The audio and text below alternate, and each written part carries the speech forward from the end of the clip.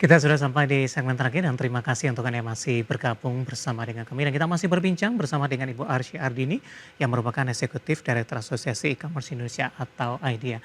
Ibu Arsy, kita lanjutkan kembali Ibu. Saya cukup tertarik Ibu Arsy, tadi Anda katakan selain dari momentum Ramadan dan Lebaran yang memang menjadi kontributor terbesar, ada momentum-momentum lainnya seperti Harbolnas tadi Anda katakan dan terus juga mungkin perayaan Natal dan juga Tahun Baru. Dari sisi persentase Ibu, ini selain dari momentum Ramadan dan Lebaran, momentum apa lagi yang memberikan kontribusi yang besar juga terhadap penjualan online di sepanjang tahun 2026? Ya, tadi saya mention mengenai Harbolnas, Festival Angka Kembar, Hmm, ada Tahun Baru dan Natal dan lainnya gitu. Jadi tapi memang kalau Harbolnas ini kita lebih mengutamakan untuk bagaimana produk lokalnya yang kita unggulkan. hmm. Jadi tidak mass product. Bagaimana produk-produk lokal ini diberikan diskon yang lebih besar dibandingin produk lokal lainnya supaya bisa balance nanti pada saat akhir tahun penjualannya itu meningkat untuk produksi dalam negerinya.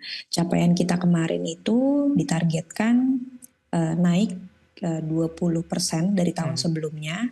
Kita bisa mencapai tahun sebelum itu 31,2 triliun ya. Ya. Untuk produk lokal totalnya 36,7. Nah, kita achieve-nya overachieve di 30% dari angka tersebut. 31% untuk produk lokal dari angka tersebut.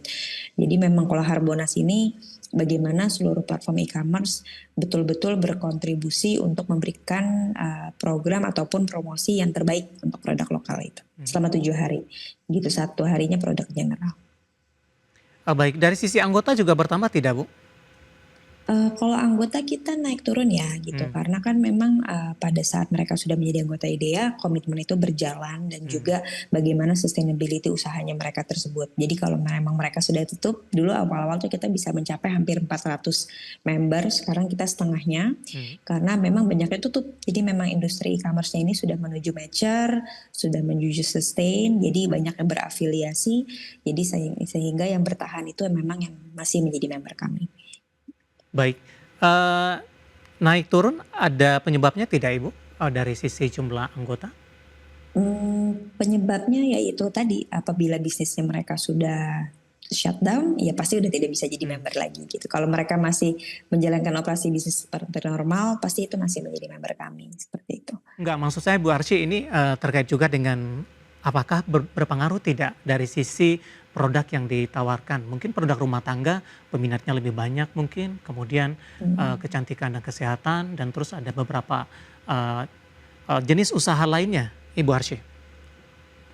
Tidak sih Mas, jadi Hmm. memang sebenarnya pada 10 tahun yang lalu itu kan memang industri e-commerce ini lagi booming ya. Hmm. Bagaimana spending untuk promosi dan juga beberapa strategi-strategi yang dilakukan untuk menarik konsumen. Tapi pada saat di sekarang memang kita sudah pressure to profitability, akhirnya investors dan lainnya itu udah minta profit yang memang real gitu. Jadi ini Hmm. udah real bisnis. Nah, di situ memang terlihat bahwa ini bagaimana yang sustain, bagaimana yang memang mewakili konsumen untuk membeli sesuai dengan kriteria dan lainnya itu mencukupi kebutuhan konsumen itu akan dipilih gitu. Jadi ini adalah udah real battle sih gitu. Jadi bukan ngomongin produk tapi ngomongin keberlangsungan dan sustainability. Hmm. Maksudnya dalam hal ini Ibu Arsy ketika, penjualnya banyak yang, menawarkan, produk rumah tangga dibandingkan dengan, produk-produk lainnya, tentu persaingan di situ cukup ketat Ibu. Apakah IDEA juga melihat dalam kondisi hal ini juga? Tidak sih Mas, karena semua produk UMKM itu mempunyai uniqueness-nya masing-masing, gitu. Dan juga mereka punya strategi promonya masing-masing. Jadi ibaratnya pemenuhan kebutuhan konsumen ini Hmm. juga di-trigger dengan demand dari kebutuhan mereka itu sendiri gitu. Nanti beriringan bagi dari sisi pelaku itu memberikan bagaimana services ataupun quality quality dari produk itu sendiri yang terbaik seperti itu. Baik, terakhir singkat saja Ibu Arsy, bagaimana Anda melihat prospek dari transaksi belanja online di kuartal pertama, yang sudah ada pendukung Ramadan dan Lebaran sampai dengan akhir tahun dan target dari IDEA? Ya, kalau kami lihat prospeknya ini masih menjadi terbesar ya Hmm. Ramadan ini untuk di tahun 2026. Memang banyak evaluasi yang harus diperlukan untuk terus meningkatkan daya beli masyarakat, khususnya masyarakat Indonesia.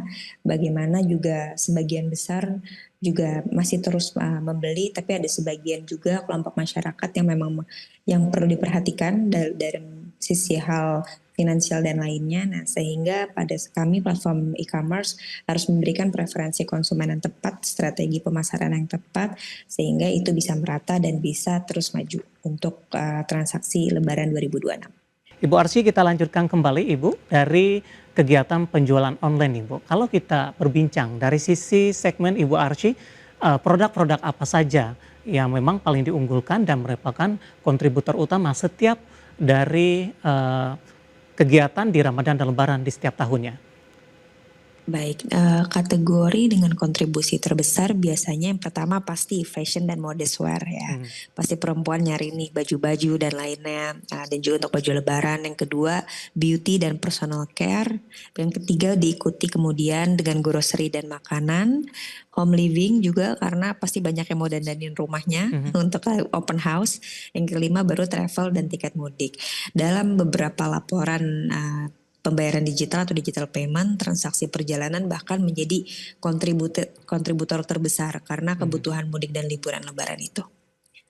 Baik, bagaimana idea mengkoordinasikan, kepada anggota-anggotanya, dengan, adanya berbagai segmen Ibu Arsy, sehingga proses penjualan tidak hanya tiket tapi seluruh produk, berjalan dengan, baik dan berjalan dengan cepat?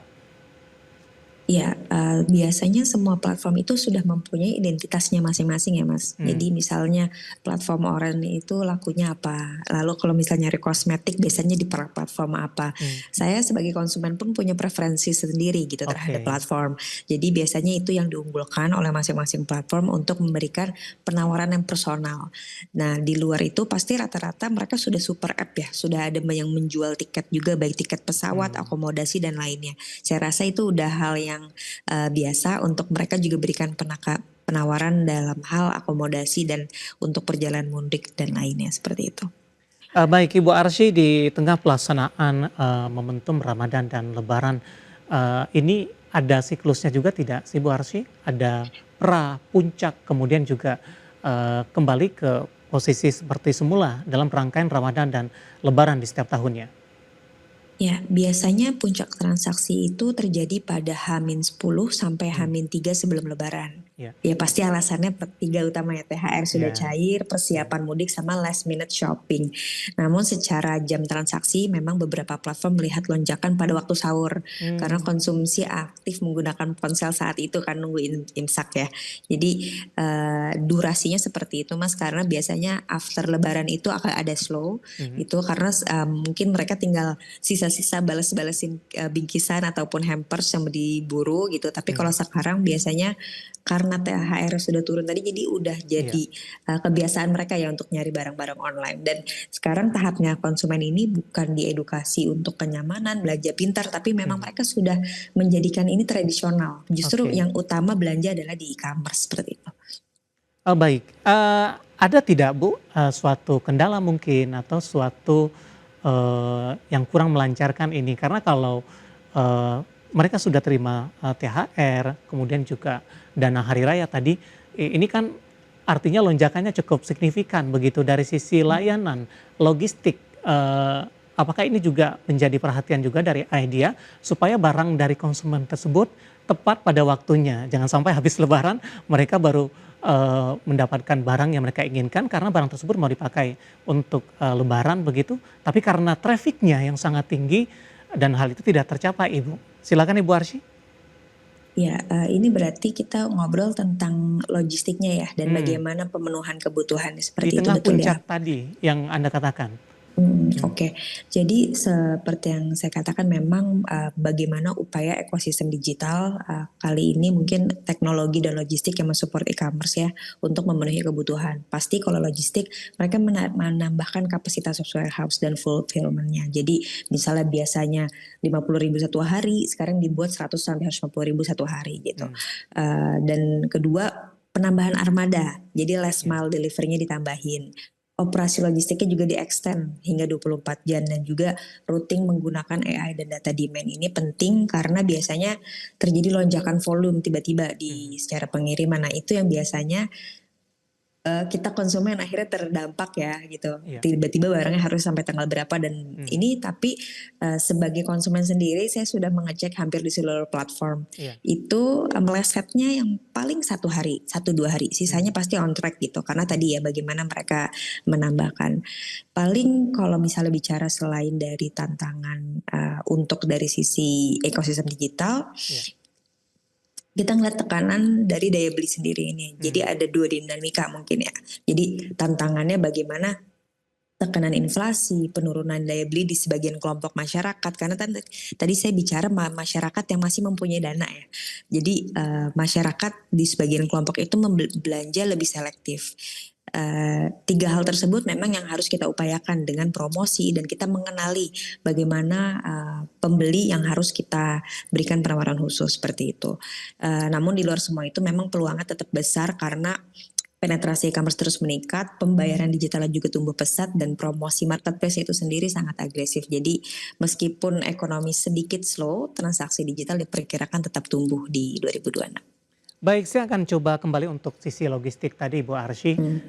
Kalau, pemesan dari para konsumen begitu, ada yang memang, di Jakarta, kemudian juga banyak juga yang Hmm. pesan, produsennya ada di Pulau Jawa, kemudian juga konsumennya ada di, luar Pulau Jawa begitu. Nah ini, menjadi perhatian juga tidak sih Bu, untuk dari sisi pengiriman juga? Iya, memang model bisnis, logistik ini kan berkesinambungan ya. Jadi Mhm. bagaimana logistik konvensional coba, coping dengan logistik digital untuk lebih seamless memberikan service kepada konsumen. Jadi, memang negara kita ini negara Iya. demografisnya kepulauannya Mhm. tinggi ya. Jadi di situ banyak sekali dibuat warehouse-warehouse ataupun hub untuk fulfillment ataupun pergudangan Mhm. di daerah-daerah ini untuk mempercepat juga bagaimana penyebaran atau distribusi dari sisi point to point untuk barang supaya konsumen ini tetap dapat dari dalam waktu yang tepat. Itu sudah dalam strategi logistiknya Mas Mhm. David. Jadi sudah bersinergi mereka dari logistik besar sampai logistik kecil. Baik, artinya ini, tidak ada, mungkin cukup jarang ya Bu yang gagal sesuai dengan tepat waktu, sesuai dengan, kondisi yang ada. Baik Ibu Arsy, bagaimana Anda melihat, dari sisi prospek Ibu, dari industri transaksi belanja online, seiring juga dengan perkembangan ekonomi saat ini?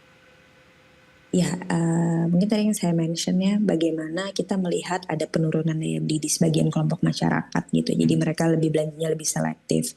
Tapi memang, diiringi dengan promosi marketplace yang Iya. agresif juga, jadi, mungkin itu bisa diimbangi. Jadi walaupun ekonomi slow, transaksi digital ini tetap diperkirakan tetap tumbuh moderat ya di Mhm. 2026. Apalagi lebaran ini salah satu peak season di antara momentum-momentum transaksi lainnya seperti Harbolnas, Festival Angka Kembar, Mhm. 99, 10, 10, 11, 11 atau Tahun Baru dan Natal, Ramadan Lebaran tetap menjadi puncak konsumsi domestik terbesar di Indonesia.